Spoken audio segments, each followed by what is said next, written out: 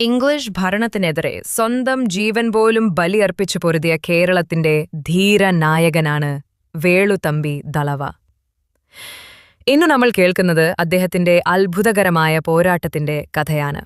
വേളുതമ്പി 1765 തിരുവിതാംകൂറിൽ ജനിച്ചു.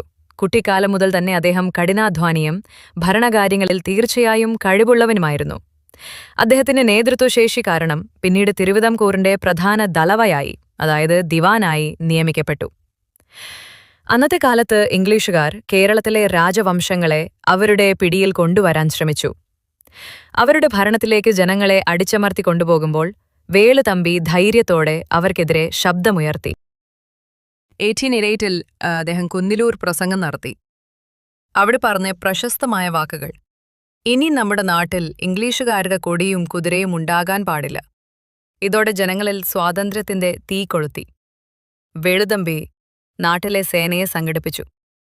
കൂട്ടത്തോടെ ജനങ്ങളെ ഒന്നിപ്പിച്ച് ഇംഗ്ലീഷുകാരെ നേരിടാൻ മുന്നോട്ടു നടന്നു. വിലപേശിയ ധീരനായകനായി അദ്ദേഹം ജനങ്ങളുടെ മനസ്സിൽ വീരസ്വരൂപമായി മാറി. എന്നാൽ ഇംഗ്ലീഷ് സൈന്യം ശക്തമായിരുന്നു. യുദ്ധങ്ങൾ തുടർന്നതിനിടെ അദ്ദേഹത്തിന് തിരിച്ചടികൾ നേരിടേണ്ടി വന്നു. അവസാനത്തോളം അദ്ദേഹം പിടികൊടുക്കാതെ പോരാടി. പക്ഷേ ഇംഗ്ലീഷുകാർ അദ്ദേഹത്തെ വളഞ്ഞപ്പോൾ അദ്ദേഹം അറിഞ്ഞു, ഇനി രക്ഷപ്പെടാൻ വഴിയില്ല. ശത്രുക്കളുടെ കയ്യിൽ വീഴുന്നതിനേക്കാൾ സ്വന്തം ജീവൻ തന്നെ അവസാനിപ്പിക്കുക നല്ലത് എന്ന് അദ്ദേഹം തീരുമാനിച്ചു. ഇങ്ങനെ 1809 വേളുതമ്പി ദളവ തന്റെ ജീവിതം സ്വാതന്ത്ര്യത്തിനു വേണ്ടി ബലിയർപ്പിച്ചു.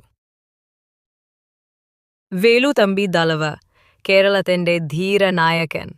അദ്ദേഹം നമ്മെ പഠിപ്പിച്ചത് സ്വാതന്ത്ര്യം നേടാൻ ധൈര്യം, ത്യാഗം, ദേശസ്നേഹം ഇവയാണ് ഏറ്റവും വലിയ ആയുധങ്ങൾ. ഇന്നും അദ്ദേഹത്തിന്റെ പേര് കേൾക്കുമ്പോൾ സ്വാതന്ത്ര്യത്തിന്റെ തീ നമ്മുടെയൊക്കെ ഹൃദയത്തിൽ തെളിയും.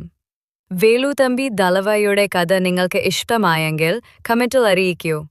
ഇതുപോലെ കൂടുതലുള്ള ചരിത്ര കഥകൾക്കായി ചാനലിന് സബ്സ്ക്രൈബ് ചെയ്യാൻ മറക്കരുത്.